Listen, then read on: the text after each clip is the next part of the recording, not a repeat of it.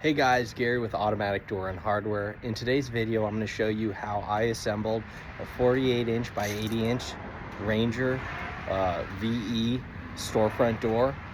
So in this video, I show you the full assembly, what to look out for, how to do it. We do have another Ranger VE storefront door assembly video, but this one might help you just because the door is larger, so it gives you kind of a different look on how to do it. So I hope you guys enjoy this. And again, this is for the Ranger VE, the value engineered storefront door assembly. Thanks for watching, guys. Okay, guys, so the first thing you want to do is just to remove the plastic wrap and identify all components of the door. So here, this is the hardware pack. In this hardware pack, you're going to find the nuts to assemble the door, as well as two plastic plugs, which block off the holes in the vertical style that allow you to access the nuts for tightening the door. This is the top rail. Tucked into the top rail are the horizontal glass stops. So I'm just setting this aside. When it comes to these knockdown doors, you want to make sure you have all components before beginning. It just makes assembly that much more smooth. So here I'm removing some more and I'm revealing this is the vertical glass stops here. And then here we have the offset pivot vertical style. And you could see because it already has the pivots prepped and installed on it.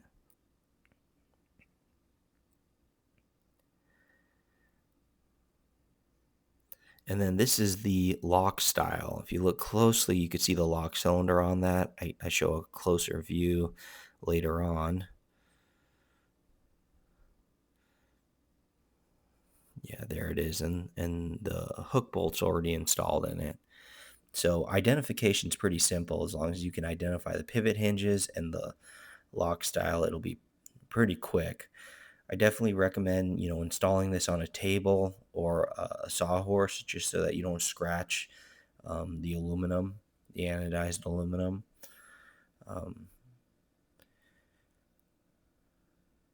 And then inside the top rail, so the horizontal glass stops are in there, but inside as well are the tie rods. Now with the tie rods, what you're going to see is there are two of them, and one is straight and one has the bend. So the bend version, that's for the top rail. And on the top rail, there's an adjustment screw. We call it the glass jack screw. And what it's designed to do is it adjusts the door tilt up or down. So what you want to do is you always want to make sure that the curved bend side is lined up with the glass jack screw. So you could see the two tie rods there. You can see them there, and then one has the bend. So I'm going to hold on to the one with the bend, and we're going to put that in the top rail of the door. And then here I'm unraveling the bottom rail. So this is an ADA compliant bottom rail. Per ADA compliance, you want to have the 10-inch bottom rail. There are a few other requirements as well, but one of them for sure is the taller bottom rail. The idea is if somebody in a wheelchair rolls up to the door, the foot pedestals on their wheelchair would hit the metal instead of the glass. So you could always tell the doors before 1990 when ADA passed because they all have the smaller bottom rail. So unfortunately, a lot of doors need to get updated. So here we go. You could see here I'm just kind of setting everything up. So there's the top rail we spoke of. And then that black piece with the adjustment screw on the backside, there you can see it. That's the glass jack screw. You can see that black piece right there. That's the glass jack screw, and there's the adjustment screw. You always want to make sure it's on the opposite side of your hinge style or pivot style. So you can see I have it lined up, and then I have to rotate the tie rod for the bend to line up with the glass jack screw. So again, two things. The bend of the tie rod needs to be lined up with the glass jack screw. And when you put the top rail and attach it to the vertical stiles, you want to make sure the glass jack screw is on the opposite side of the offset pivot hinge, which I have it, and it lines up really nice. Um, Now you can see I have to adjust it. This is actually a 48-inch wide door.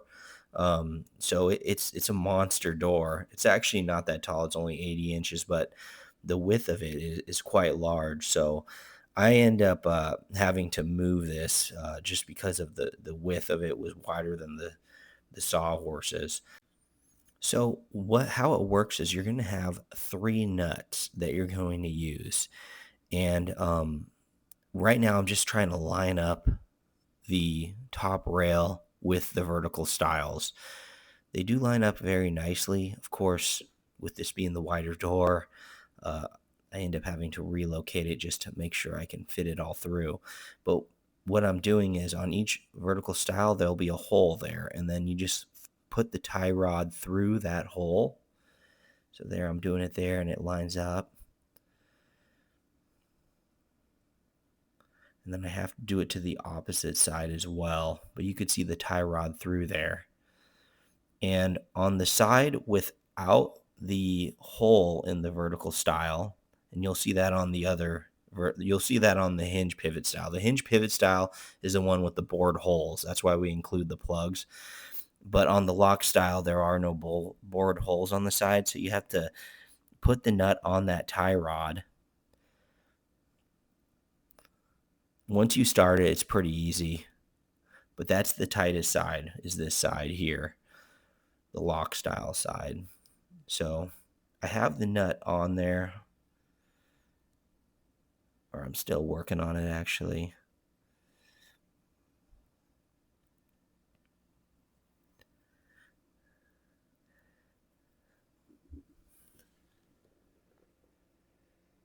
Yeah, you just start the nut. There, it's getting started.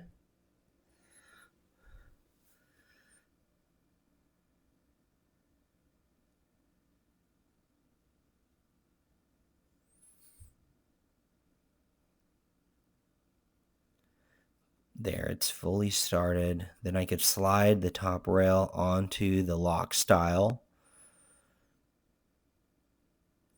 And then from here, I can work on the hinge pivot style. Now, this is where I had to actually relocate the door due to the sheer size and width of this thing. So I have to readjust this, but I got it relined up, and then now I'm ready to work on the hinge pivot style. The hinge pivot style is where you're going to see the bored hole uh, on the side of the vertical rail, and that's just to allow you to use a deep socket, 9/16 socket to tighten the nut. Now, one thing that I didn't show was I already put a nut on the tie rod. So I put a nut on the tie rod already for the hinge pivot style, and then I lined up the hinge pivot style. So there's already a nut on that tie rod that I threaded on. So that would be my second nut. And then I put the hinge pivot style on the tie rod, and now I'm going to do the third and final nut. And this one's a little bit easier because you can put the nut through that hole and use your fingers to start it. And then from there you can tighten it. So unfortunately, guys, I didn't show you that second nut on the tie rod, but you basically want to have that second nut lined up with the edge of the top rail. That way when you tighten this nut, it's a nice compression. And then I'm using the 9/16 socket, fits right through that hole. At the end of the whole process, we include 2 black plastic plugs to which you can, cover that hole. I'm torquing it up there. When I do the bottom rail, it's going to be the same process, and I do show you guys that installation of that second nut, so you'll be able to see that.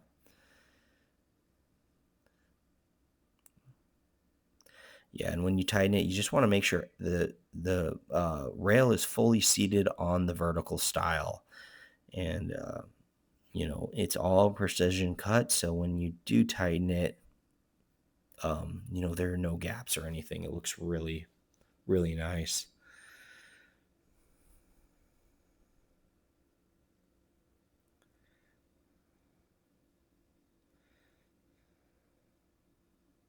So here, guys, you could see that my second nut was not uh, close enough to the vertical style. So you guys see that I had to bring it a little bit closer. And you could tell if you need to, because when you go to tighten with the socket wrench, it'll just spin.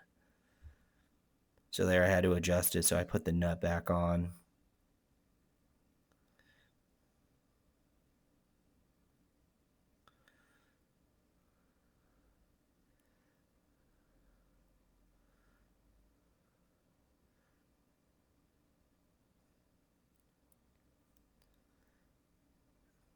I'm showing you guys the 9/16 socket. And then now as I tighten it, I'll be able to tell because it will torque tight. If you get it to where it's just spinning, you need to do what I did and bring that nut closer to the edge of the top rail. The nut's just too far down on the tie rod. So that torqued up nicely. And then here, I just use a 9/16 wrench. I have this this ratcheting 9/16 wrench, which is pretty nice and easy to use. You could use just a normal one. Might just take a little bit, but I like to use this one.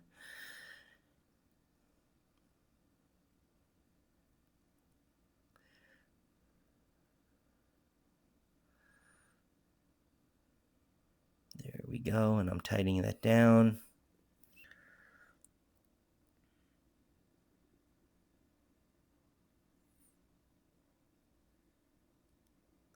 And then I'm double checking this one, and the top rail is good. So now I actually rotate the door to do the bottom rail. So here I'm doing that.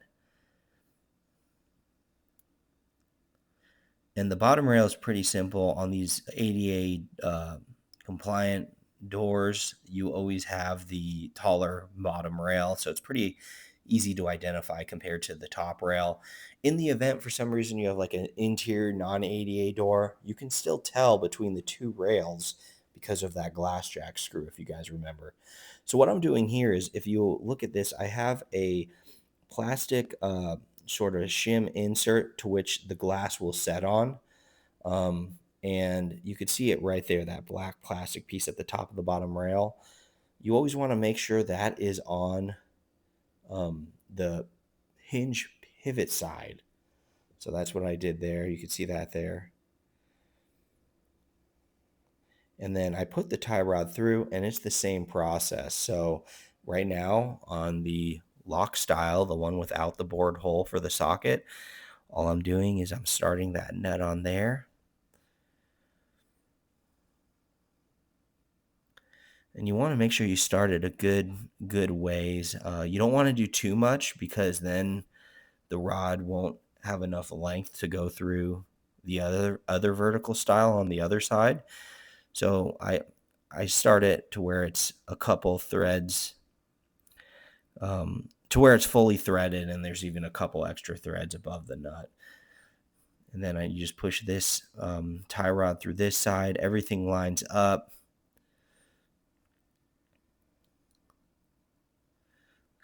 There, looks like I dropped it there. Typically, I would do this on a few tables, but we've had quite an influx of orders, and they've already had all the packages on them. So I'm sort of doing this with limited table space here. So I had to do the sawhorses. Again, on a 36-inch door, I have no problem with two sawhorses, but with these 48-inch doors, they're just so wide.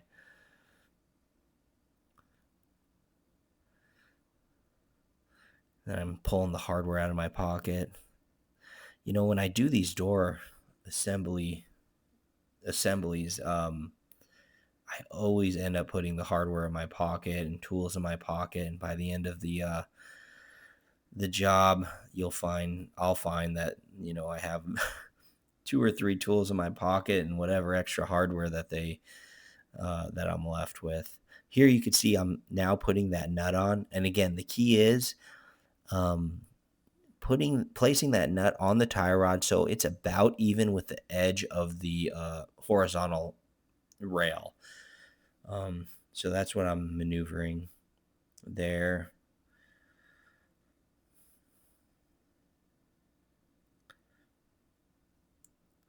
I have it a little bit in. And then, yep, make sure that side's tight. Then we're going to line it up here as well. Yeah, you have to push it over. I'm putting a few more threads on that one.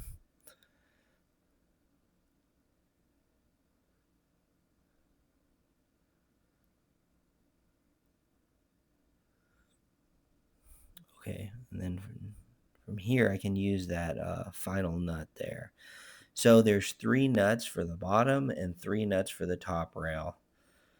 And then the side with the cutouts gets the double nut. So here I'm just attaching it. This side's always easier because I always can stick my finger through that hole to hold up the nut and then start it. You guys could see the bottom pivot hinge here, how it has that bearing. It's very high quality. If you ever compare pivot hinges, ours are quite large compared to, standard ones. Here I'm sticking the 9/16 inch socket in there, and I'm going to torque it down.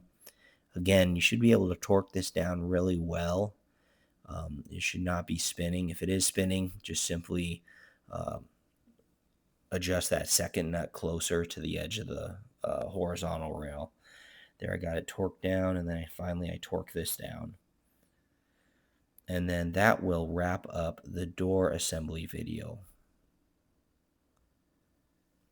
Alright guys, so that was the door assembly section of the video. In another video, I'm going to show you me installing the glass stops and glazing it, as well as a storefront door frame assembly. So I hope this helps you guys. Again, this is for the Ranger VE, the value engineered storefront door system. It's a great option for you guys to have because it's super economical and they're really easy to assemble.